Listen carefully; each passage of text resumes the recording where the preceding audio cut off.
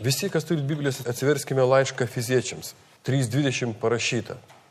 O tam, kuris savo jėga, veikiančia mumise, gali padaryti nepalyginamai daugiau, negu mes prašom ar išmanom. Nuostabi rašto vieta, kuri taip pat kalba apie šabo vietą. Kur randasi šabas ir kaip jis veikia. Šventieji, įsidėmėkite, kad mumise randasi vieta, iš kur visagalis teikia kiekvienam gerbuvį, džiaugsmą ir saugumą. Daugelis blaškosi po visą pasaulį, bėgioja iš vienos bažnyčios į kitą, nesuprasdami, kad atgimusiam iš aukšto žmoguje, jame randasi ta vieta. Supraskite, kad būtent apie visagalio galybės jėgą, kuri randasi mumise, kai esame jo šabas poilsio vieta, kalba taip dažnai mūsų išpažįstamas šitas manifestas. Pirmas laiškas Timotiejui 4:16 parašyta. Stropiai rūpinkis savo vidumi ir laikykis Kristaus mokymo. Ne katalikiško, ne pravoslaviško, ne savavališko, ne kaip noriu. Neganykis šventąją dvasią visų pirma, o Kristaus mokymo. Užsiimk tuo pastoviai. Taip elgdamasis išganysi save, visų pirma save, ir tau paklūstančius. Tai yra tie, kurie norės, kad tu jiems kalbėtum. Tie, kurie leisis tavęs gadomi. Todėl tik tame, kas prižiūrės savyje šabą, Dievas savo jėgą subrandins dangaus karalystės pilietį.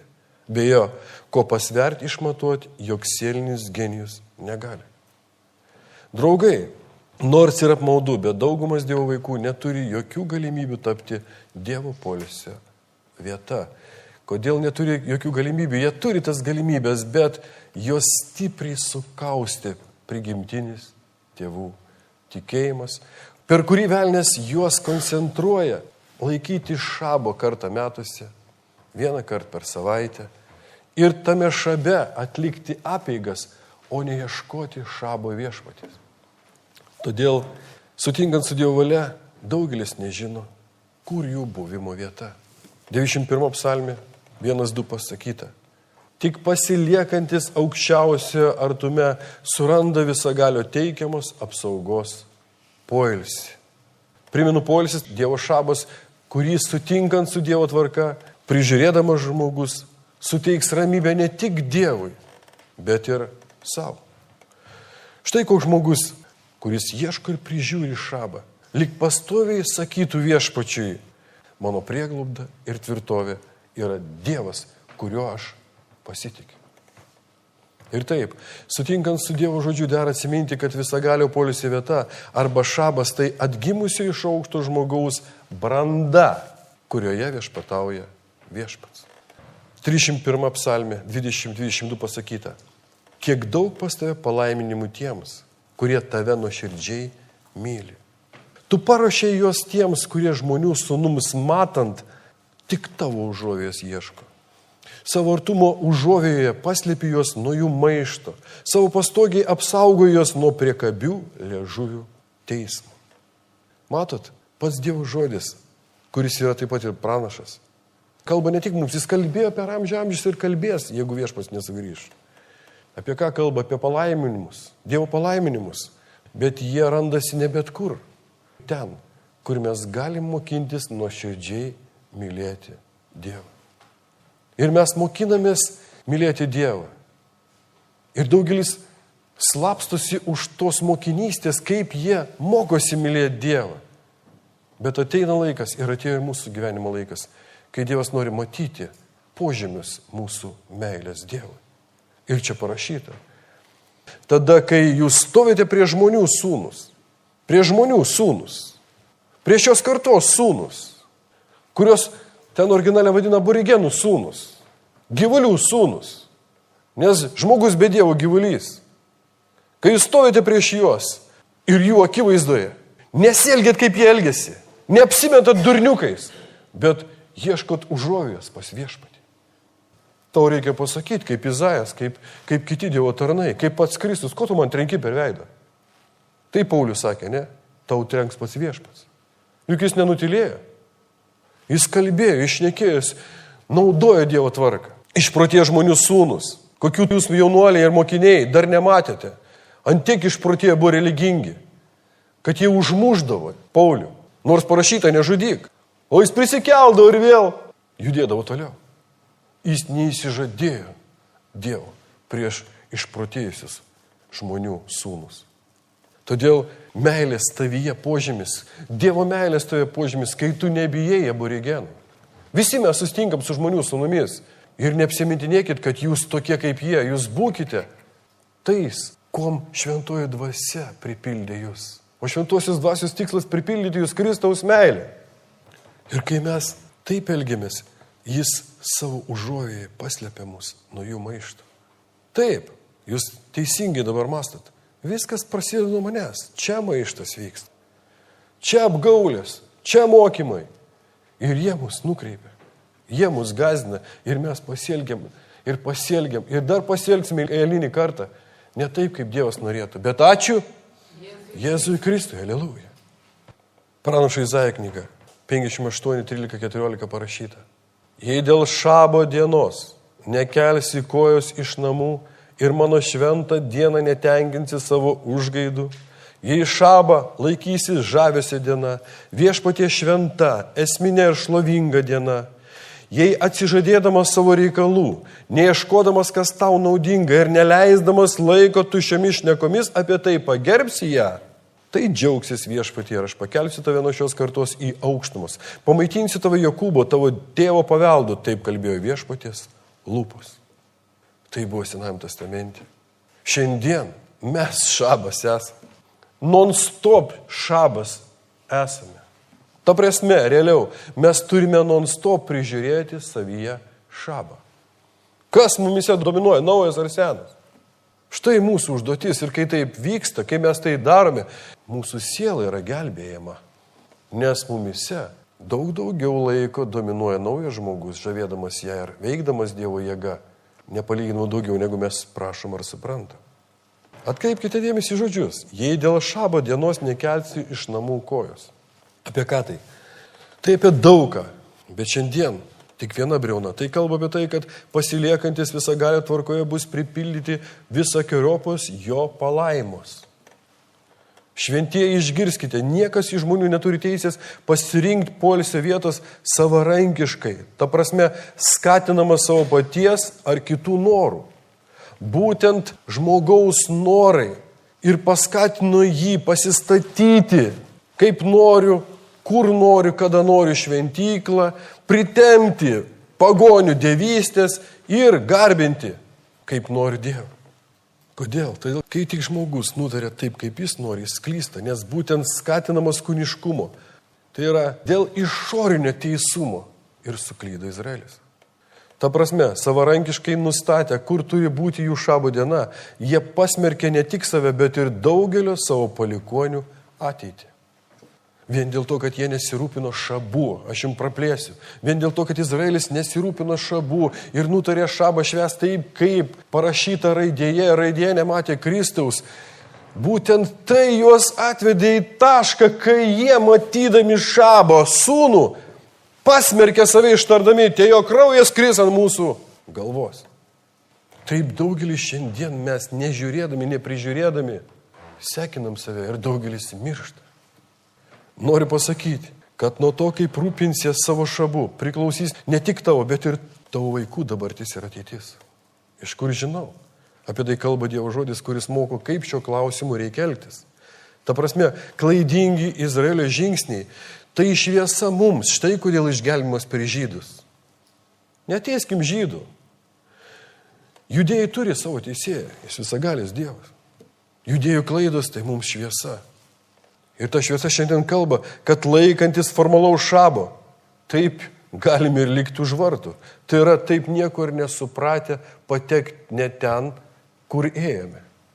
Šventieji, kalbėdamas apie Izraelį, aš kalbu apie šiandieninę krikščionybę, nes daugelis koncentruojasi ne į Dievą, bet kaip pasistatyti asmeninių garantijų mūrą. Kam tas mūras? Kad be problemų lepintų savo kūnus. Tai yra įgyti tai, ko jie negalėjo įgyti, gyvendami kaip pagonis. Te bus jums žinoma, kad nors daugelis visaip slapstosi. Iš tikrųjų, atsižadėti savęs dėl Dievo net nesiruošia. Štai dėl ko šiandien dominuoja pasaulyje ne šventa meilė, o sielinė meilė.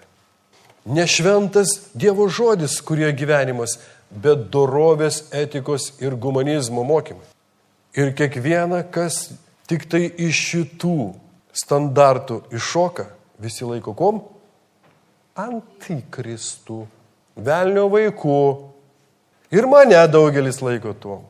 O jeigu aš dar pasakyčiau daugiau, ką viešpats apreiškė trečiam danguje man, jūs būtumėt mane užmušę, garbė žodį sakau. O aš ten nueinu. Ir Dievas apreiškė daug gelmių. Aš kartais net nesuprantu, kaip jisai nueina. Dovana kaip nueina. Jis sugrįžta. Ir jeigu aš pasakyčiau, nelaiku tą, ką jis pasakė, aš prarasčiau daugelį iš jūsų. Todėl Dievas man sako, neskubėk, prisimk mano žodžius. Dar daugel ką turėčiau jums pasakyti, bet jūs negalit priimti. Taip. Todėl daugelis mes dar iš tiesų net nesuvom, ką reiškia atsižadėti savęs dėl Dievo. O suvokim, yra pauzės, kad nenorim ir nesiruošiam atsižadėti savęs dėl Dievo. Kodėl? Todėl, kad daugelio tikslas, kaip paversti Dievą į savo pagoniškų svajonių įgyvendinimo džiną. Išgirskite, kad tikrasis šabas, kuriame mes pašaukti nusiraminti ir kuriame nusiramina Dievas, tai naujas mumise žmogus. Kas jisai? Kristus. Ir tas naujas žmogus tai Kristus, šventosios dvasios apreikštas ir veikiantis mumise Dievo žodis, kurio tikslas išgelbėti sielą. Todėl paveldo kraštas, kuriame nusiramina Dievas, tai išgelbėta sielos teritorija. Pradžios knyga 37.1 parašyta. Jokūbas įsikūrė krašte, kuriame jo tėvas buvo gyvenęs kaip ateivis Kanaano krašte. Supraskit, kad įėjęs į Dievo poilsio vietą, Kanaano kraštą, Jokūbas jame gyveno kaip ateivis. Kaip ateivis. Vos tik tai jis būtų pradėjęs gyventi kaip vietinis gyventojas, problema būtų. Kaip ateivis. Ir tiek, kiek jis gyveno kaip ateivis, viešpats saugojo jį. Kodėl? Todėl, kad jisai buvo nusiraminęs Jokūbė ir Jokūbės dieve. Bet mes žinome Jokūbo istoriją, kaip nelengvai jis į tai įėjo. Amen? Procesai. Štai kodėl prižiūrėti savyje šabą reiškia apgyvendinti sieloje ateivį, kuriame randasi tobulas teisumas, ramybė ir džiaugsmas šventoje dvasioje. Klausyk. Tam, kad viešpats nusiramintų tavyje ir tu jame, tai atrastum savo poilsio vietą, tau nebūtina klajoti po visą pasaulį, kom daugelis užsiema. Jie galvoja, kad Vilniui, Kaune blogai, kad Portlande, Jeruzalėje, Vokietijai bus geriau. Ir jis nesupranta, kad gali suklysti. Nes tai nieko bendro neturi su Dievo skirta vieta, kuris nusiramina ir kur mes galim nusiraminti. Daugelis klajoja po visą pasaulį, bet sakau, nebūtina. Kaip ir nebūtina užsikas kaip kurmiui ten, kur gyveni, po žemėmis. Išverčiu. Užsikas kaip kurmiui po žemėmis reiškia įlysti į religijos spastus, į nusiraminti. 5 sveika Marija, žvakutė, kunigėliui nueit pasakyti, ką nori ir ko nori nesakyti. Tai reiškia kurmiena, kurmis po žemę. Ir vis vien neatrasite jūs tos ramybės. Supraskit, kad kiekvieno iš mūsų pašaukimas, nesvarbu, kur bebūtumėm, Klaipėdoje, Norvegijoje, Anglijoje, Ispanijoje, Amerikoje, kur bebūtumėm, Dievo apreiškimo procesuose gelbėti sielą ir gyventi kaip ateiviai. A jūs čia gyvenat kaip klaipėdiečiai ar kaip ateiviai? Jeigu kaip ateiviai, viskas gerai. Viskas gerai. Nes daugelis išvažiuoja ir tampa kaip norvegai. Ir nesupranta, kad jo problema. Jiems ir Norvegijoje gyventi kaip ateiviams. Daugelis važiuoja į Ameriką ir sako, o, mes amerikiečiai. Ir net nemato, kad jie tampa nebe ateiviais, o amerikiečiais. Jūs gaunat ką nors ar ne? Todėl mūsų pašaukimas, nesvarbu, kur bebūtumėm, visą laiką gyventi kaip ateiviams. O kad gyventi kaip ateiviai, turi būti tavyje tas viešpaties procesas. Koks? Sielos gelbėjimo procesas, kuris be atgimimo ir Kristaus mokinystės neįmanomas. Amen. Pasakyta, kad iki to, kaip Abromas, Izaokas ir Jokūbas apsigyveno Kanano žemėje, tenai buvo, kas jau? Aborigenai. Tai yra vietiniai gyventojai. Mane, o kurgi aš? Nepastebėjot, kaip rangus kartais? O tai požymis, kad tavyje dominuoja aborigenai.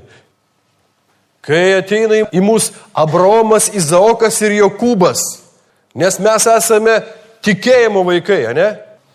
Įsidėmėkite, kad aborigenams Kanano kraštas nebuvo klajonių kraštas. Ten jų buvo namai. Te bus jums žinoma, kad žodis ateivis nurodo į socialinį luomą, kuris nustato, kokiomis teisėmis naudojantis jam galima gyventi esamoje šalyje. Tikiuosi sutiksite, kad lyginant su vietiniu gyventoju, ateivis visada laikomas laipteliu žemiau. Ta prasme, jis negali naudotis visoms vietinių gyventojų privilegijoms, nėra apsaugotas tos šalies konstitucijos. Ir apie tai rašo Biblija. Parašyta, kad tada, kai žydrieji Sodomos aborigenai, žodis žydras, aišku, nes Sodoma ir Gomora buvo iškrypusi, labai iškrypusi. Todėl tada, kai žydrieji Sodomos aborigenai, dėl to, kad išprievartautų angelus, įsivaizduojat, ant kiek buvo iškrypę, jau nieko nebijojo. Dėl to, kad išprievartautų angelus, norėjo jėga įsilaužti į Loto namus. Tada, kai jie tai norėjo padaryti, Lotas pabandė juos sustabdyti. Tuo tarpu vietiniai iškrypėliai pasakė Lotui. Prieš tęsdamas toliau noriu pasakyti, kad Loto vardo reikšmė Dievo apsauga, skraistė. Nes kokie be buvo iškrypę Sodomos ir Gomoro gyventojai, Dievas toliau žiūrėjo į Lotą kaip į šventą. Jo apsauga buvo ant Loto. Pradžios knygo 19.9, kad negalvotumėt, kad aš čia pasakas kalbu, parašyta. Primenu, kad tai sako žydrieji Sodomos gyventojai, vietiniai gyventojai iškrypėliai, kai jis pabandė sustabdyti juos. Pasitrauk šalin, šauktukas, jie klykė. Atkeliavo mačianai kaip ateivis, o jau elgėsi kaip teisėjas. Dabar su tavim pasielgsim pikčiau negu su jais. Tai jeigu jie norėjo juos išprievartauti, kaip žydrieji, tai kaip su Lotu, jie norėjo pasielgti. Tik vienas Dievas žino. Nejungiam čia fantazijas, nereikia. Tuomet jie su įniršiu apnyko Lotą ir prisigrūdo prie durų jų išlaužti. Matot, jie su juo elgėsi kaip su ateiviu. Jie buvo vietiniai, jie buvo valdžia, jie galėjo daryti su juo, ką nori. Aišku, šitą istoriją baigėsi dėl Loto sėkmingai, bet dėl tų tragiškai jie visi buvo apakinti. Ir dar, kas svarbu, kad nežiūrint Sodomos aborigenų elgesį, Dievo atsinešimas į paveldo žemę nepasikeitė. Ir ta paveldo žemė buvo, arba dėl to, kad jis nepakeitė savo požiūrį į paveldo žemę, buvo kas? Lotas. Nes jis rūpinosi dėl Loto, jam žemė niekas, jam svarbu santykiai Lotas, kuris turėjo išpildyti Dievo valią. Jūsų žiniai Sodoma ir Gomora kiti 5 miestai. Tai Kanano žemė, kuri simbolizuoja sielą, kurioje viešpatau dar nuo amžių nutarė savo valia Dievas. Todėl gelbėsi tu sielą ar negelbėsi. Dievas netaps mažiau šventas. Bet aš tikiu, kad būtent tas skaičius, kuris yra numatytas pas Dievo ir kurio vardai užrašyti knygoje nuo amžių pradžios, jie išgelbės sielą. Tai bus miriadai ir juose apsigyvens kas? Dievas. Aš noriu pasakyti, kad iš vienos pusės Kananas yra paveldo kraštas, tai siela, bet išgelbėtos sielos dalis vieną gražią dieną transformuosis į ką? Į naują dangų ir žemę, kurioje nebus šventyklos, kur gyvens Dievas ir mes jame ir jis mumise. Aliluja. Pakartotų įstatymo knyga 11.10.17 parašyta. Todėl kraštas, į kurį tu eini, kad tu užvaldytumėjai, netoks kaip Egipto žemė, iš kurios išėjote. Egipto žemė čia kalbama apie šią žemę. Ten javai, kuriuos sėjai, turėjo būti laistomi tavo paties triūsų tartum darže. Šis kraštas, į kurį pereinate, kad užimti, yra kalvų ir slėnių šalis, laistoma dangaus lietumi. Kananas buvo ir Egipte, bet jau viešpats sako, kurį pereinate, arba originale, kuris transformuosis, kuris bus kaip lik naujas dangus ir žemė, bus prižiūrimas dangaus, o ne jūsų pačių rankų vaisiumi. Tai šalis, kurią viešpats tavo Dievas pasirūpina, jo akis stebi ją ištisus metus. Jau jūs žinote, jūs mokiniai, kad Dievas žiūri į tai, kas šventina jo žvilgsnį. Jis paaukojo savo sūnų, kad matytų tik sūnų ir nematytų mrakabėsių šiandienai. Mes gyvenam tokioj erai. Klausyk bažnyčia, tad jei tikrai paklusite mano paliepimams, sustosiu. Ne įsakymui, ne tėvų mokymams, o mano Dievas sako paliepimams. Kam? Kai aš bendrauju su Dievu, Dievas, kuris mane pirmas pamilo, kuris žino mane nuo kaulų iki smegenų. Jis Dievas, kuris teisė mane teisingai, jis Dievas, kuris teikia man pagailestingumo, jis žino, ką man pasakyti, ką man patarti, kad aš, nors ir kaip sūnus, neklusnus, apsigalvočiau ir sugrįžčiau, ir kaip klusnus, pasakyčiau taip ir nedaryčiau. Jis žino. Todėl ir jisai sako, jei paklusite mano paliepimams, neįmanoma, jau nežinau, kokiam reikia būti žmogui, kuris nepaklustų Dievo paliepimui. Neįmanoma. Mes kartais nepaklūstam savo paliepimams, kuriuos įvardinam kaip Dievo. Mes kartais paklūstam velnio paliepimams, kuriuos jisai įvardina kaip Dievo. Ir todėl abejojame ir nieko negauname ir vaikštame tokie įsižergę. Bet kai Dievas sako ir paliepia, jok žmogus, klausyk bažnyčia, jok žmogus negali nepaklusti. Per daug susireikšmina žmogeliai, kad galvoja, kad jie gali su Dievu daryti, ką nori. Taip, tu nepaklusi, bet tai tau bus blogai. Dievas atras, kas jo paklus. Ir viskas viešpatie toliau formuojasi ir pildosi. Todėl toliau einam. Jei paklusite mano paliepimams, kuriuos šiandien jums sakau, matot svarbu, ne vakar, ne užvakar, ne rytoj, šiandien, kaip svarbu turėti Dievą šiandien, kad turėti jį vakar ir rytoj. Kuriuos šiandien jums sakau, ką jis sako, mylėk viešpatį savo Dievą ir tarnauk jam visą sielą ir visą savo esybę. Matot, mylėti Dievo be Dievo neįmanoma ir tarnaut Dievui be Dievo taip pat neįmanoma. Štai kaip mes turime pastoviai stebėti save, kas mumise dominuoja. Ir kai tu tai darysi, kai tu mylėsi, kai tu ieškosi, kai tavo šeimoje, bažnyčioje, tavo darbuose, tavo gyvenime viešpats bus pirmoje vietoje, tada sako, tau duosiu deramų laikų lietaus, ankstyvuosius ir vėlyvuosius lietus. Tu nuimsi savo grūdų, vyno ir aliejaus derlių. Aš duosiu žolės tavo laukose jūsų galviems ir jūs būsite pavalgę iki soties. Matot, pažadai, jie prasideda nuo naujo žmogaus, grūdai, vynas, veiksmingas, jis veikia, jis gelbėja, aliejus, meilė Kristaus požymis. Matot, aš duosiu tau ir tai bus tavyje. Bet pažiūrėk 15 eilutę. Jis taip pat sako, aš duosiu žolės tavo laukose jūsų galviems ir jūs būsite pavalgę ir sotės. Kai mes rūpinamės pirmailiais dalykais, kai mes rūpinsimės naujų žmogumi, Dievas sako, aš tau suteiksiu ir tai, ko geidžia tavo dar laukinis žmogus, gyvulystas, išorinis kūnas. Jūs būsite pavalgę ir sotus.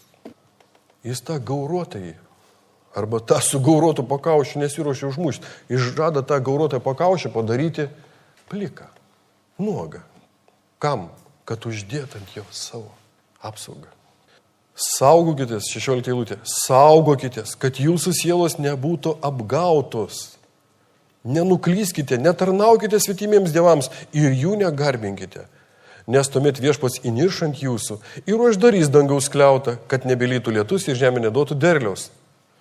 Tada jūs veikiai išnyksti iš puikaus krašto, kurį viešpats jums duoda.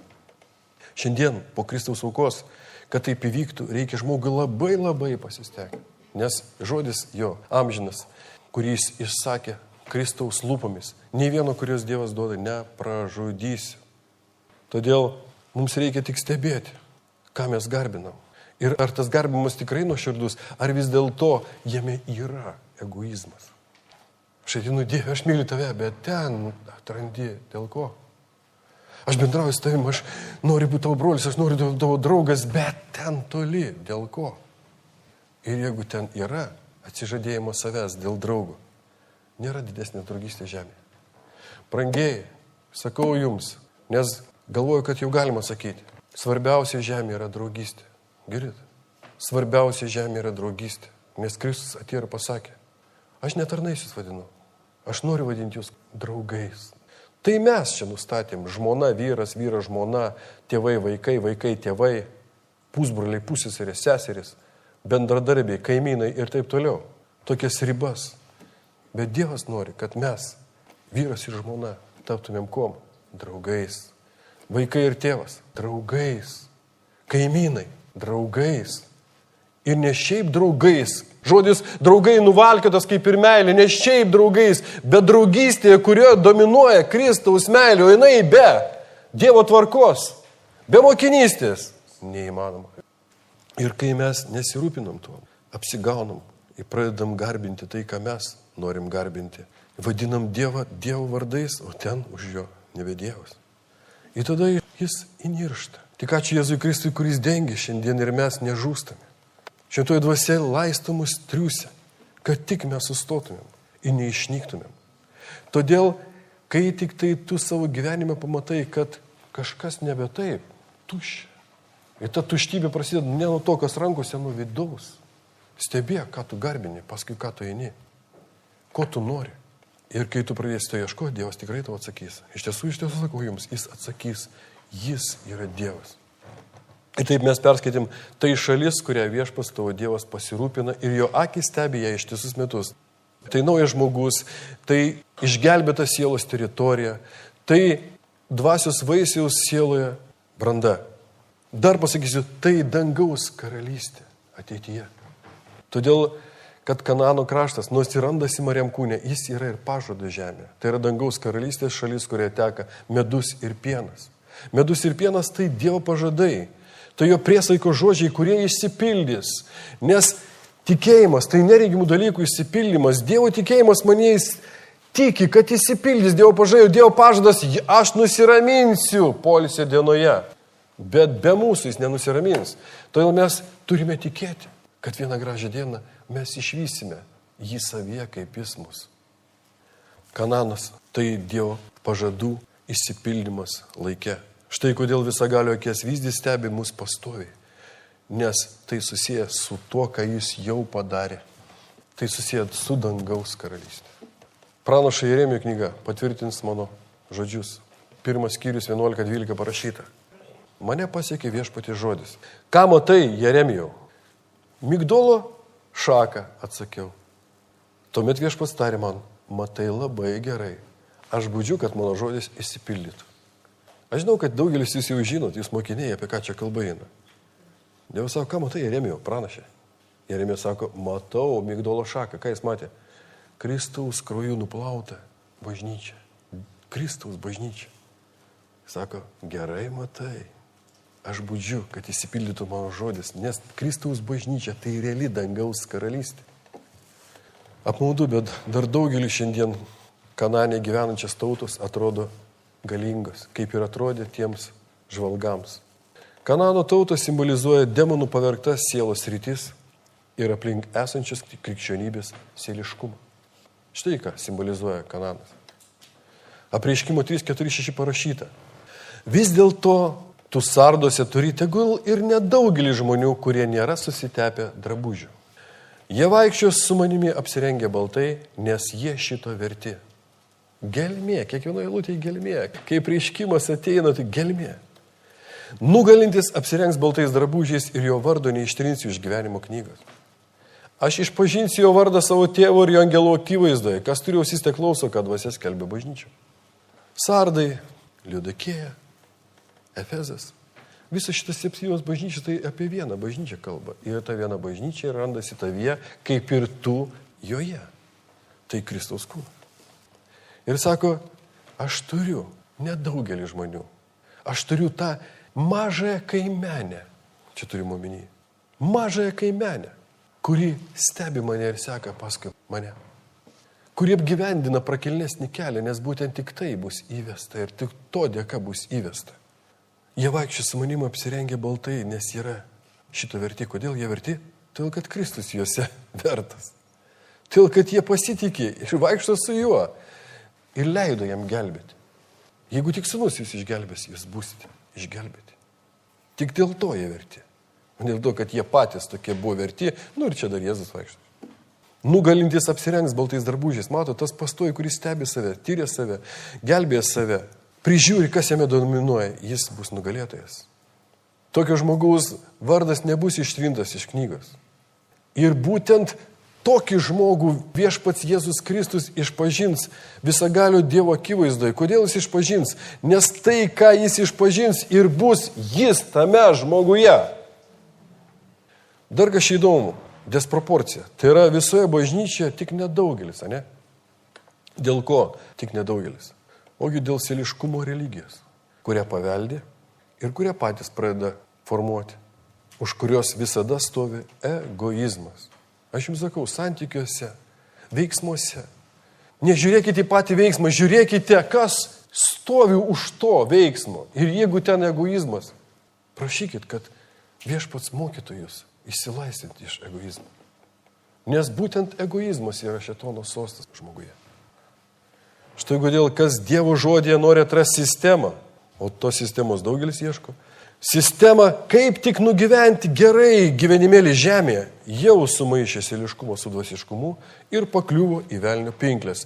Todėl šiandien dar saulė šviečia, šiandien Dievo žodis ragina laikas gelbėtis. Jeigu tai atrandat, laikas gelbėtis. Kaip dažniausiai tokie mano, kad jei jis nedaro to, ką mato kitose, arba girdėjo, ką jie daro, tai yra labai dvasinis. Man tiesiog gaila žiūrėti, kaip tokio tipo sėliniai milžinai, kurie apsimeta dvasininkais, važinėja po bažnyčias ir pasakoja, kaip kažkada tai jie patyrė Dievo stebuklą. O kaip mes su Jonu sėdėjom apkasuose. Aišku, tie dalykai, kuriuos Dievas darė gerai, bet jeigu jie neteina į šią dieną ir tu negali pasakyti, ką tu išgyvenai vakar, tai jau rodo, kad tu apkalkėjai. Draugai, išgirskite, kad turintis nors kiek brandos ar Dievo išminties ateivis, ar čia yra ateivių tarp jūsų? Ateivis iškart pastebės, kad apsišaukėliai ar tie, kurie jau seniai apkalkėjo, jie nekalba apie savo dabartinius santykius su viešpačiu, bet nuolatos gieda seną giesmę. O prieš 20 metų aš pamačiau tai, o prieš 30 metų buvo tai. Tai sena giesmė. Paklausyk, klausyk. Nauja giesmė, kurią išpranašavo Dievas. Ir jis pasakė, mano bažnyčia bus giedama nauja giesmė.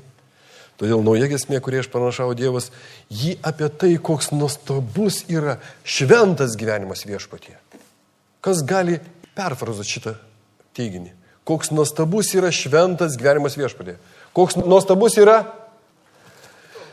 Amen. Koks nuostabus yra kitoks, negu aplinkiniai gyvena sukaustyti religijų, dogmų, postulatų, gyvenimas viešpatyje.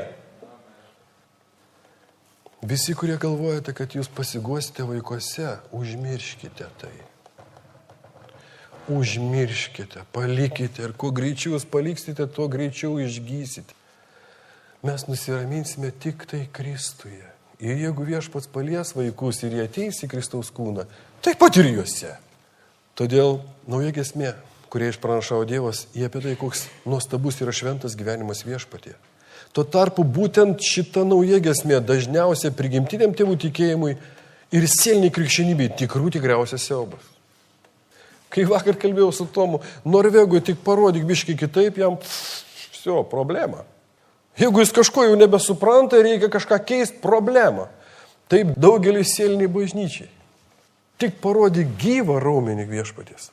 Prasideda konvulsijos problema. Štai kodėl šiandieną populiarūs žemėje tik tie vargo milžinai, arba žemėje esančiai bažnyčiai, arba bažnyčia, kuri tapo kaip aborigenai, tik tie vargo milžinai, kurie apsimeta dvasiniais, kurių kalba lydi ausų kutenimo elementai. Ta prasme, kokie sveiki, gražus ir kokius nuostabius santykius su Dievu turi susirinkusi auditorija. Esate pastebėję, kaip gera klausytis tokių pamokslų. Kokie tu šventi, kokie jūs Oi, koks Dievo buvimas šis. Kaip kutenausi, ne? Ilgaini po 7 metų tokio dusgenimo, tu pagalvoji, tai ką jis čia veikia, jeigu tu toks gražus ir nuostabus. Ir nori pasikeisti vietom. Kai tik nori pasikeisti vietom, prasideda kas? Žmonių bažnyčia, o ne Dievo bažnyčia.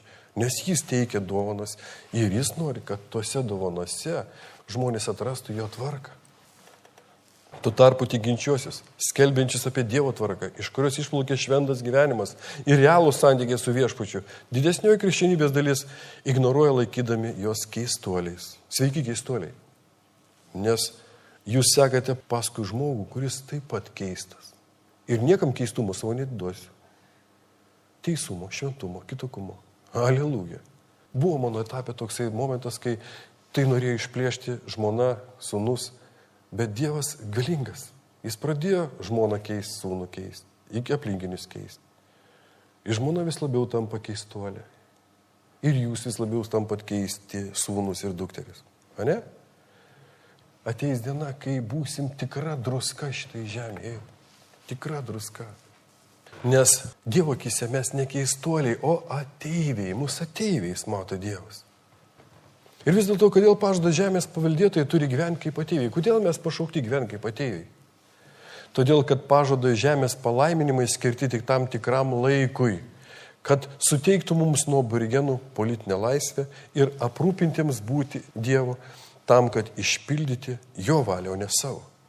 Štai kodėl šioje žemėje mes turim gyventi lyg ateiviai. Te bus jums žinoma, kad ramybė, kurią suteikia sveikata, ilgamžiškumas ir klestėjimas yra klastinga. Jin labai klastinga. Nesiremkite tuom. Supraskite, kad Dievo šabą išvardinti palaiminimai puošia tik tada, kai juos įgyjame kaip nemokamą priedą.